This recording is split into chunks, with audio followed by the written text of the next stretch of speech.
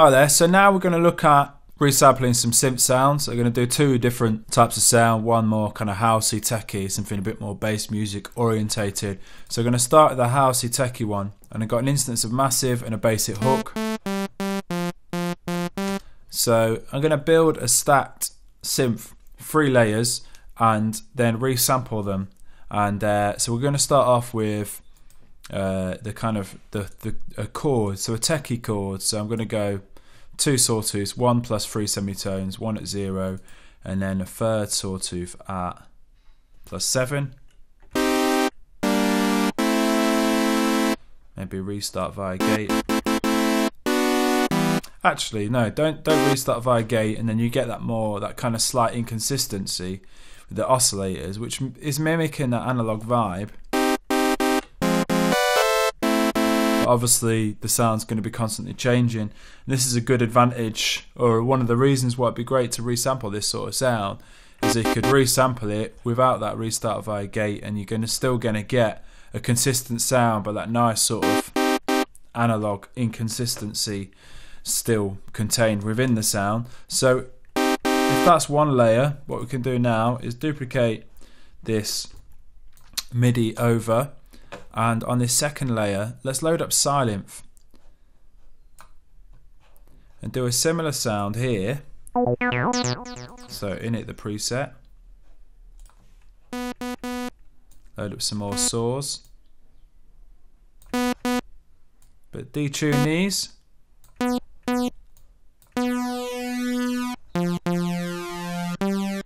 And pitch one of the oscillators plus 3 semitones. Maybe take the retrigger off again. And you can really hear the inconsistencies there, where you take this retrigger is like the oscillator phases restart via gate in massive, and lots of inconsistencies with the sound, but a nice sort of tone going on anyway. So we're going to add a third sawtooth here.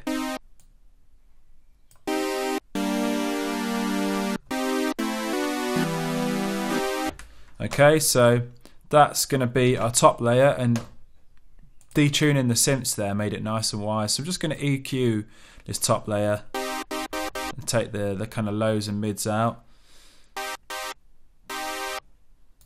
And then on this instance of massive, I might just take some of this high end off, leave that free for the silent sound, and take some of the low out.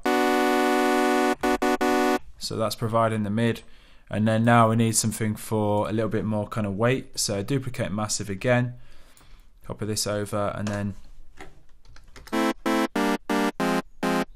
that EQ off. Reset this sound. Let's go for a sine wave or a square, something like this. It's quite boring on its own, but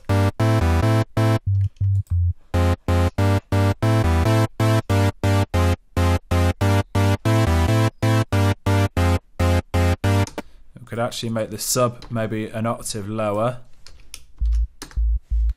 It's a bit more subby.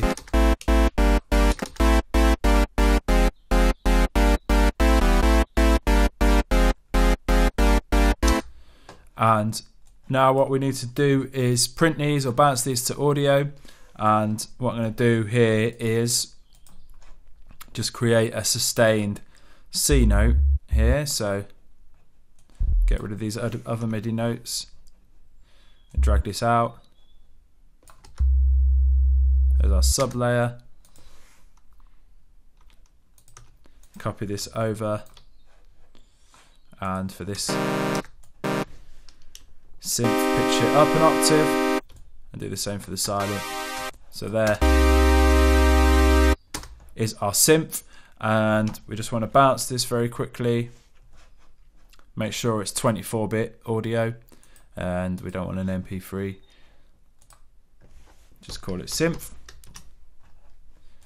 And then what I can do now is, the quickest way for me to create a sampler track in Logic is to just drag an audio in, right click on it, convert to new sampler track, and do it by regions, not by transient markers, by regions for this instance, because we just want one. We don't want it to analyze the audio and look for transients or anything. We just want that one stab. So hit OK. So now it's loaded this sample in here on C -2. So just go into the EXS24, edit this key. We want the root note to be C3, and we want the zone, the range, just to span the entire keyboard. So now you notice we have one shot highlighted. So uncheck that.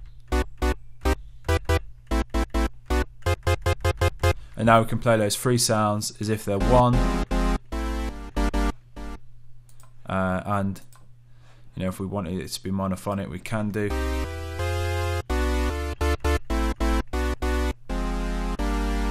And another great thing with this approach is if you were making a very complex sound and you're putting loads of plugins on each of these individual channels and your CPU was taking a hit, one way of freeing up that is to resample your synths, and you could then freeze these tracks and just work with this one track.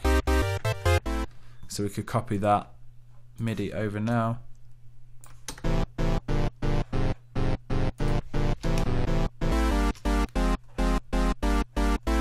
And then if you needed to go back and tweak the sound, you still have your sounds right up here, so you could go back and tweak them, and then you could just work on this resampled sound, freeing up the processing. And you do have track stacks in Logic, and we obviously want to make this accessible for whatever DAW you're using. But if you are using Logic and you don't fancy that rigmarole of getting EXS24, because in Ableton or Machine or other DAWs it can be a bit quicker to resample. Logic can be a bit slow using this EXS24, but what you can do is, so over here, so get these three sounds up again, and just get rid of this MIDI, and I create a track stack for these three synths, summing stack. Now if I put the MIDI on the summing track, what that's going to do is that's going to play the MIDI on all three of these synths that are in this summing stack. So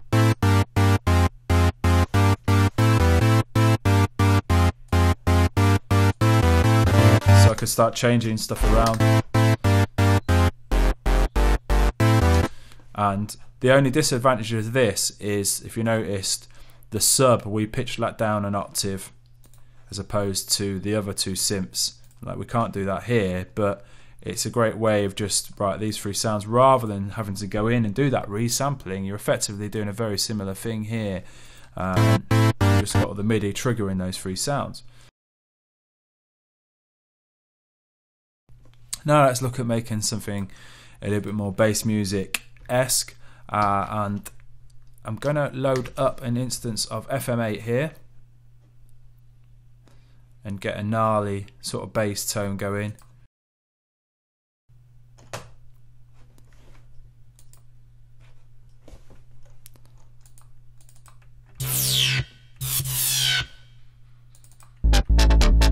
Something like that's pretty nice. And if you listen to this tone actually as well, it's a nice tone, but there are inconsistencies. There's maybe some detuning going on there. Let's write that polyphony up. There might be some chorus on there, or some slight detuning on the oscillators. Yeah, we've got some chorus, so getting some movement on the sound, which is nice. But if you want that consistency of every time you hit a key, you want it to be the same, we could resample this. So let's just do a long sustained C3 note in here.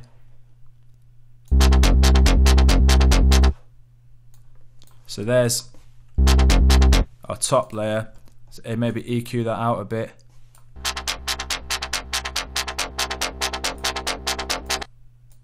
And now let's add in something for the kind of mid. And I'm going to look at Yuhi's Diva. So I've got the FM8 is doing that aggressive bass music, quite sort of heavily modulated bass. Now let's use Yuhi and have something that's a bit more, I don't know, warmer, analog sounding. We'll go to our basses here. Go something like that. Maybe take the detune off.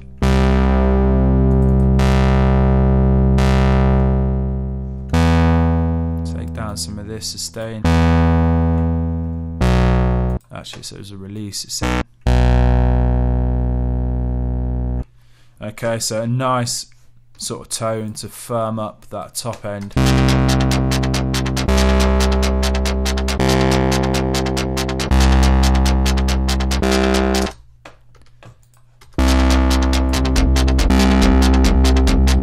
Maybe take this down an octave.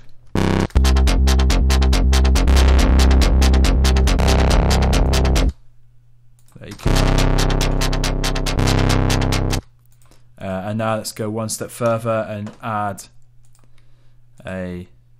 bring in that sub actually from massive.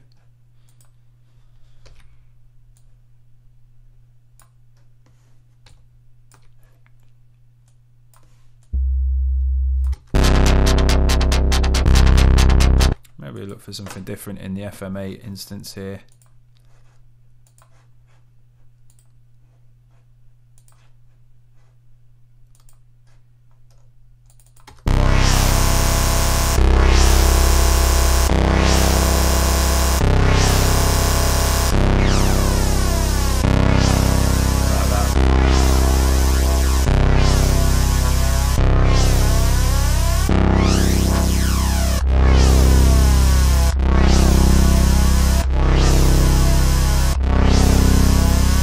So we like that sound. Obviously I'm putting stuff together quite quickly here, but you know, you could start tweaking these three synths and just make them gel a little bit tighter than what I have done. But something like that, again, we could just bounce that out.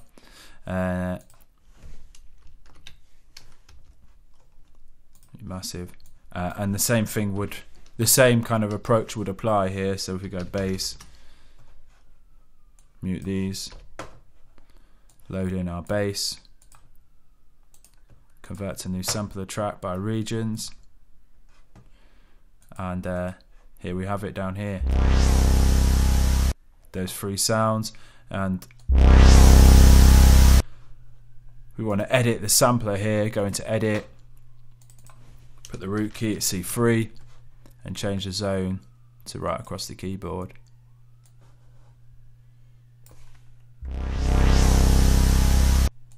And take it off one shot. Save that, and then maybe make it monophonic again because it's a bass.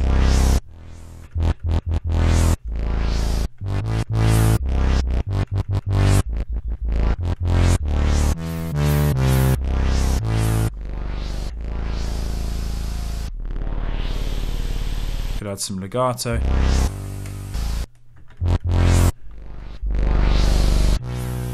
And you get the general idea, just resampling that bass, and then you're not constantly tweaking synth parameters, you're freeing up processing power, and you're just consolidating your bass hook or your bass sound, and you're just getting on with the writing process. So I hope you enjoyed that tutorial. Come and check us out in the next video. We're going to look at doing some resampling using Ultra Loop. Alright, cheers.